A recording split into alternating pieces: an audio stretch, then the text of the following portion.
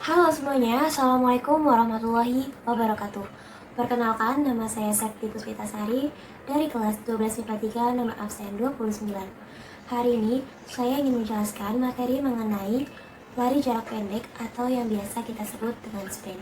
Lari sprint adalah lari dengan mengerahkan kecepatan maksimal sesuai dengan jarak yang ditempuh.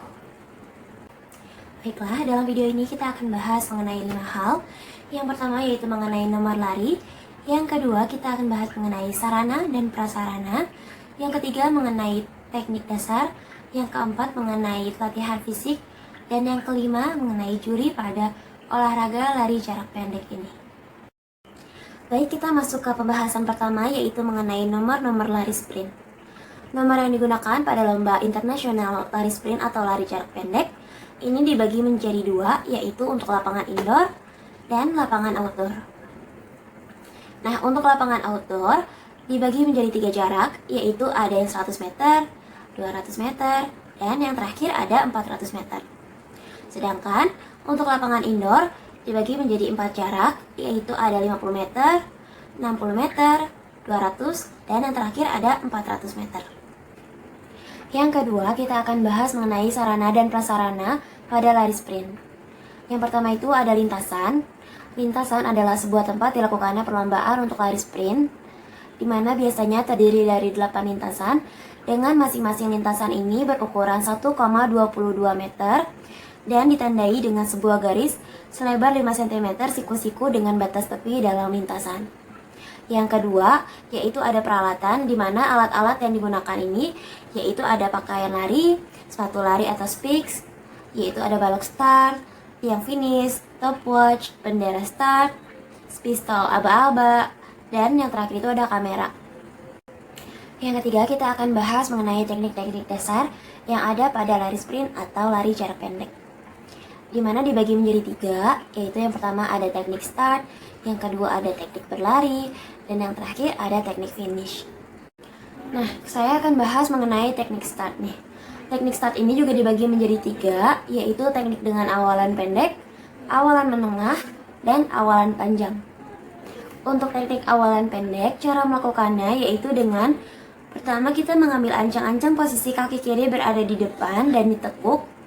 Kemudian posisikan lutut kanan ada di belakang dan ada di samping kaki kiri. Setelah itu beri jarak antara kaki kiri dan kaki kanan sekitar 1 kepal. Dan yang terakhir, posisikan kedua tangan ada di belakang garis start dengan merapatkan jari-jari dan ibu jari terpisah. Selanjutnya ada teknik awalan menengah atau medium start, di mana cara melakukannya itu yang pertama kita mengambil ancang-ancang posisi kaki kiri berada di tengah dan ditekuk. Kemudian kita posisikan lutut kaki kanan berada di sebelah tumit kaki kiri. Selanjutnya beri jarak antara kaki kiri dengan kaki kanan sekitar 1 kepal. Dan yang terakhir, posisikan kedua tangan berada di belakang garis start dengan merapatkan jari-jari dan ibu jari terpisah. Yang terakhir itu ada teknik long start atau awalan panjang, di mana cara melakukannya itu yang pertama kita mengambil ancang-ancang posisi kaki kiri berada di depan dan ditekuk. Kemudian posisikan lutut kaki kanan berada di belakang kaki kiri, serta kita beri jarak nih antara kaki kiri dengan kaki kanan kurang lebih 1 kepal.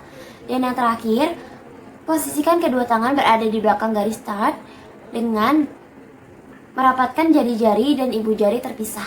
Selanjutnya akan bahas mengenai langkah-langkah teknik start. Menurut Bompa, pada tahun 1999 terdapat 3 langkah-langkah atau 3 urutan untuk melakukan teknik start.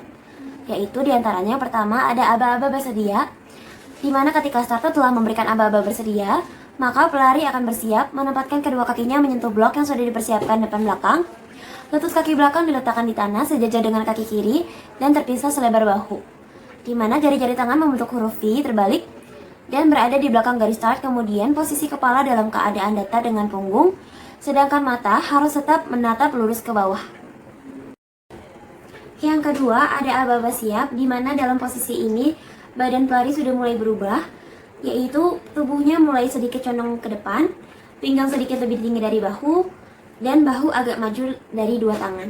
Kemudian lutut ditekan ke belakang, sedangkan lutut kaki yang depan itu berada dalam posisi 90 derajat dan lutut yang belakang atau kaki belakang membentuk 120 sampai 140 derajat. Selanjutnya kita akan bahas mengenai teknik berlari, di mana Teknik ini adalah teknik salah satu paling penting karena menentukan kemenangan, sehingga dibutuhkan koordinasi tubuh dan keseimbangan yang baik serta kecepatan atlet yang stabil. Di mana teknik ini dibagi menjadi 2 tahapan, yaitu tahapan fase topang dan fase layang. Yang A ada fase topang, yaitu bertujuan untuk memperkecil hambatan kaki saat menyentuh tanah atau memaksimalkan dorongan tubuh ke depan. Fase ini dibagi menjadi 2, yaitu topang depan dan topang belakang.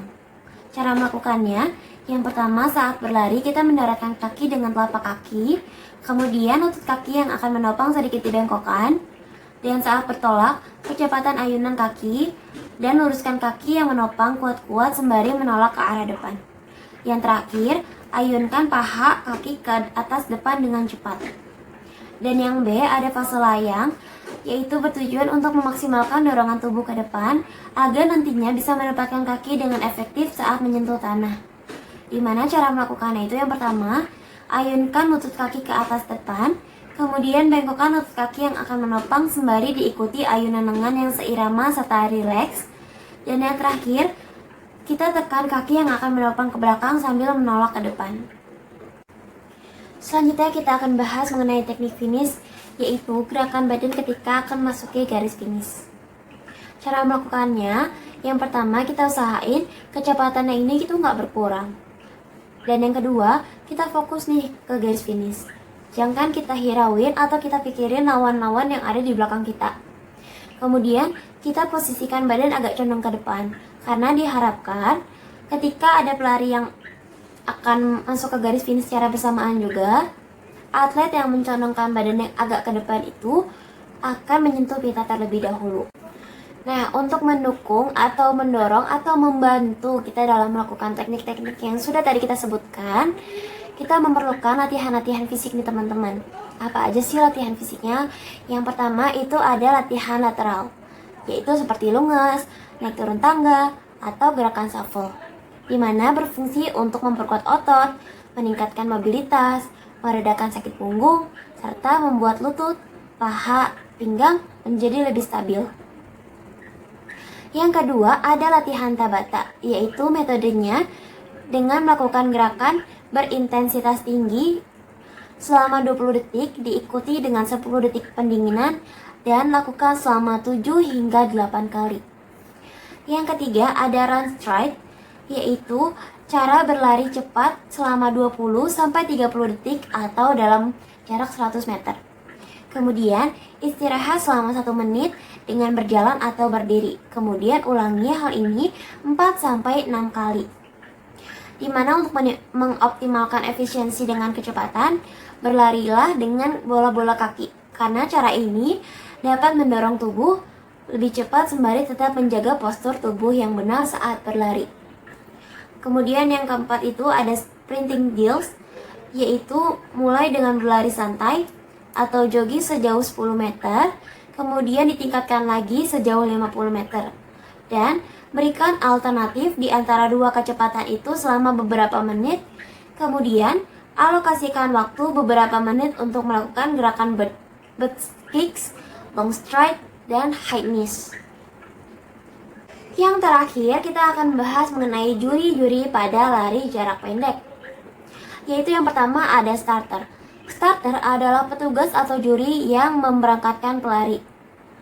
Yang kedua ada recall starter, yaitu petugas yang mengecek atau mengabsen para pelari.